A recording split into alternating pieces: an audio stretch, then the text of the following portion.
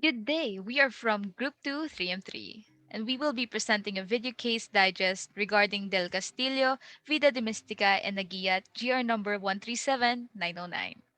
To start, we will introduce the parties involved. The petitioner in the case is Fidela del Castillo, Vida de Mistica, while the respondents or spouses Bernardino Naguiat and Maria Paulina Gerona Naguiat.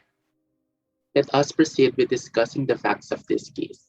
On April 5, 1979, Eulalio Mistica ang nagbibili and Bernardino Naguiat ang bumibili entered into a kasulatan sa pagbibilihan with the following terms and conditions.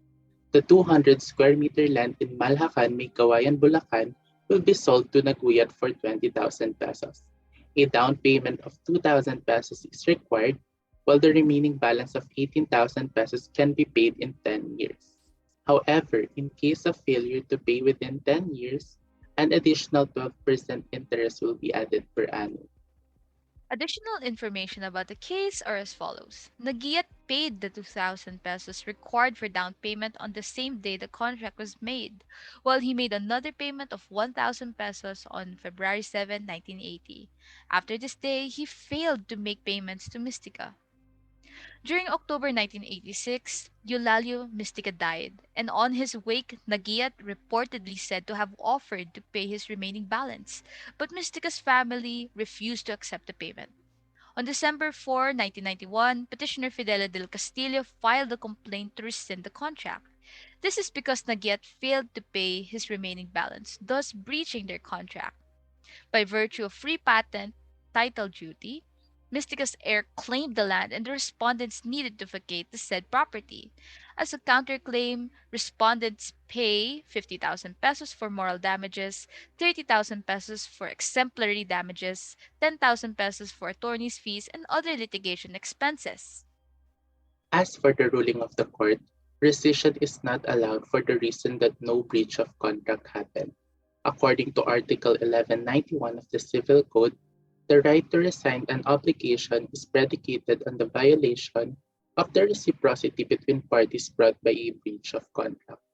In this case, no breach of contract occurred because it was stipulated in their contract of sale that payment can be made even after 10 years, but there will be an additional 12% interest per annum.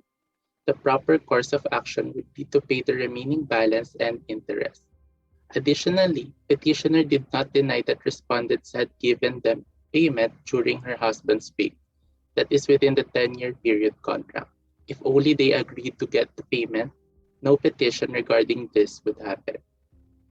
Regarding the 58 square meter land, it cannot be reconveyed since the land is already included in the title issued to the respondents. The court clarified that issuance of a certificate of title in favor of the respondents does not determine whether petitioner is entitled to rescission. Originally, the court said that Nagiat should pay for the market value of the extra 58 square meter, but later on changed their decision.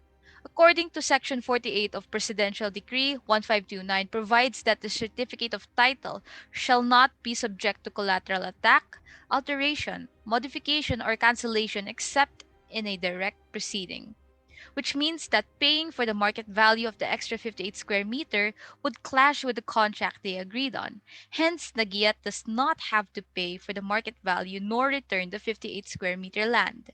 To conclude, the case filed by the state regarding the cancellation or annulment of patent and title and for reversion of the 58 square meter land is favored on the side of the petitioner. Thus, it is not necessary to order the respondents to pay as it has been resolved in the said case. Therefore, the payment for the extra 58 square meter lot included in the respondent's title, ordered by the Court of Appeals, is deleted.